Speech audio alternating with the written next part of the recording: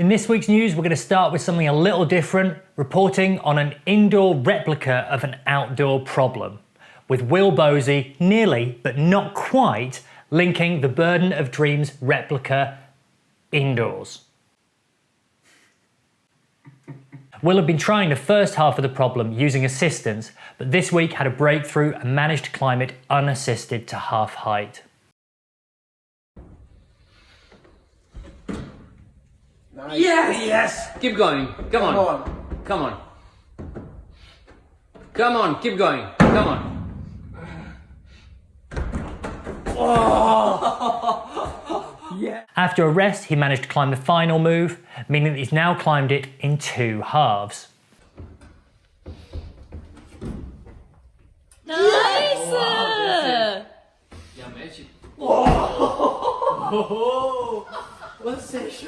Whilst this may not be traditionally news, it is a fascinating insight into the training methods that elite athletes go into to climb and project hard boulder problems.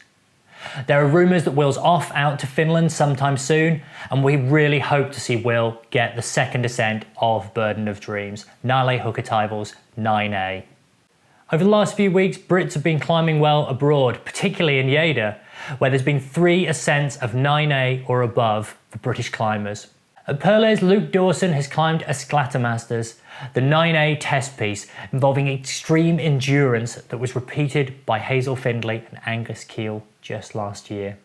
Luke described the route as an endurance test piece with over 95 moves and long by even Spanish standards. He told UKC, "A lot of times I fell at the end because ultimately the difficulty of the route revolves around 20 hard moves on small holds in the second half. In this section there isn't really anywhere to stop and chalk up, let alone rest, so conditions become very important."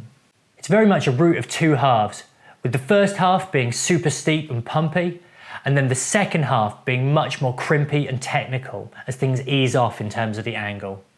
Luke, alongside his brother Pete, have both climbed into the French 9s. And we can think of 4 other brotherly pairings that have done the same.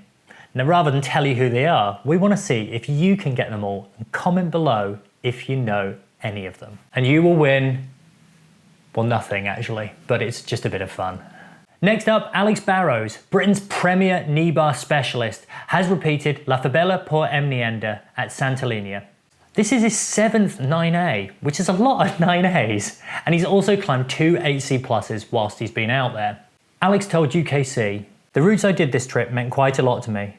I first went to Sant'Elia in 2010 and remember being wowed by its size and steepness. Climbing the whole way out the central steep part looked incredible, but was way too hard for me.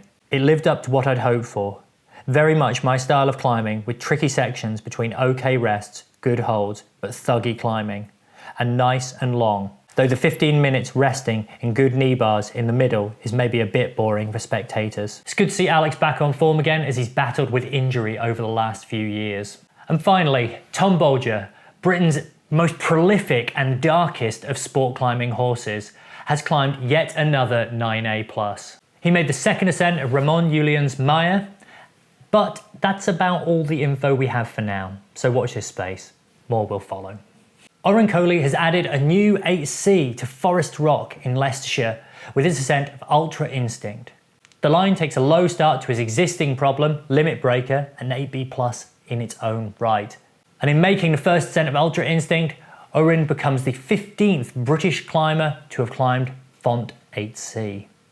Forest Rock is a really unlikely looking venue upon first acquaintance, set within rural Leicestershire.